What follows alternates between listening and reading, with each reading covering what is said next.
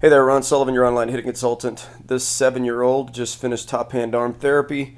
This video on the right is about 2 weeks after the therapy was over. Him and his dad worked really hard to try to continue to help him improve fundamentally how to take his game to the next level and the next level and the next level. And it starts with fundamentals, folks, especially if you've got young players. You've got to teach them, so the basics have to be in place. If they're not, you're going to chase things for a long time. And so what I want to talk about today is not really the top hand arm at all. I'd like to talk about the front side, which is really the culprit of the problems that kids face that as they're learning the game. As young players are front side dominant, right? They use the front side of their body to move the backside or rotate the backside, whatever language you want to use. They use their front side to kind of drag the backside, and that's exactly what drag is. Sometimes we think, drag is the elbow coming underneath. Well, that's not really ultimately the problem. That's a characteristic of the overall problem, right? Which is a front side dominant player dragging the backside. But normally what we see it's very consistent. Players that are front side dominant, you'll also see bottom hand arm issues. And the bottom hand arm issue is an extension of that problem of a front side wanting to move the backside.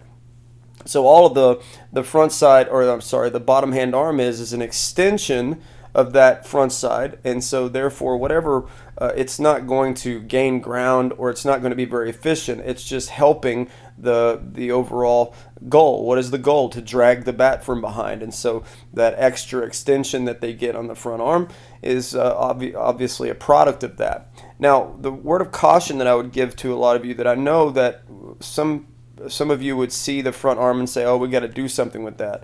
You're really seeing a lot of little girls in softball. It's really taking over in softball, where bending the front arm is a goal, or keeping the front arm bent is a goal. And there's a lot of drills and things like that to try to get players to stop arm barring. And we don't go to the root cause. And my expertise is kids. Understanding what kids do, not just that it doesn't look right, I've got to change the look. You have to understand the nuts and bolts of the kid's swing to really get where you need to go, right? And so taking a player that's front side dominant and saying, hey, we're going to do something different with this lever that's attached to the front side. We're going to work harder with it. We're going to do more with it. You're really setting that player up to just perpetuate the same problem, and you end up chasing your tail.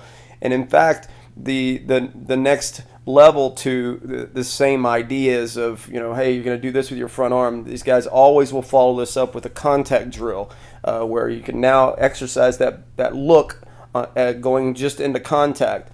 And you see some amazing stuff in the contact drill. Wow, I've never seen you have that much flexion. You're high-fiving your kid, and you're going, yeah, that's what we're looking for. And then they turn it on full speed, and what happens? It goes away.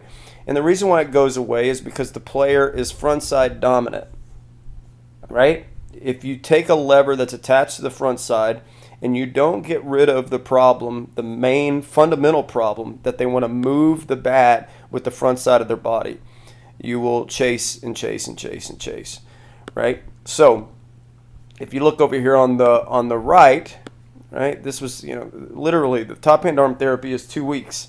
And then this was 2 weeks after that. Them just working on fundamentally recreating some new patterns and habits of how he's going to move the bat. And if you just look at these shapes, it's just a completely different monster. And if you start saying, well, I'm going to do something to hold these things in place to make sure I get to, well, you can certainly look a certain way, but this isn't a product of that. This is all a product of a player having new information of what the top hand arm is supposed to do. And this is why we chase these things. Oh, of course most kids have bottom hand arm issues. And of course kids usually are front side dominant because they don't understand what this mechanism is supposed to do back here.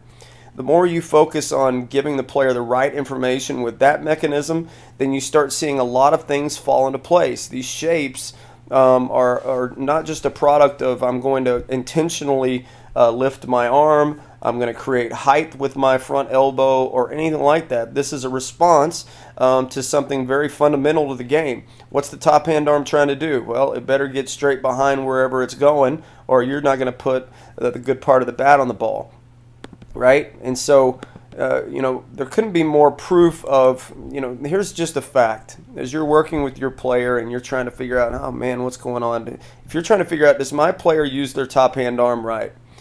All you got to do is look at something like this, right? Whatever the top hand arm is doing, so does the bat. It's just a fact. Whatever the top hand arm does, the hand that's closest to the barrel, you can guarantee that your bat is following those rules, right? And this is why kids end up in positions like this when they don't know how to use the top hand arm, right? They do a lot of interesting things to move the bat.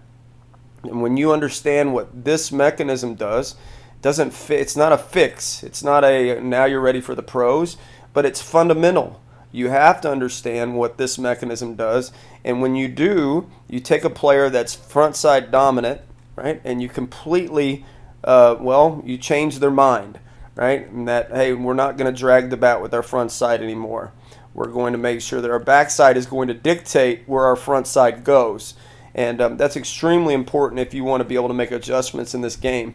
If you just have a front side that turns open or turns everything, whatever you want to call it, you're probably going to run into a couple of balls, but you're not going to be able to make adjustments in this game. So if you have young players at home and you see some bottom hand arm issues, just look at your player and say, do you feel like that they have to move their body on the front to move this? Like, is that the main energy? The front side moving the body so that they can move this? Well, that's drag. You don't have to see, is there an elbow coming underneath or anything like that? Are they trying to drag the bat from behind? If you see that, it's possible that you need to focus a little bit more on giving them direction on what the top hand arm is supposed to be doing. Ron Sullivan, your online hitting consultant. Thanks.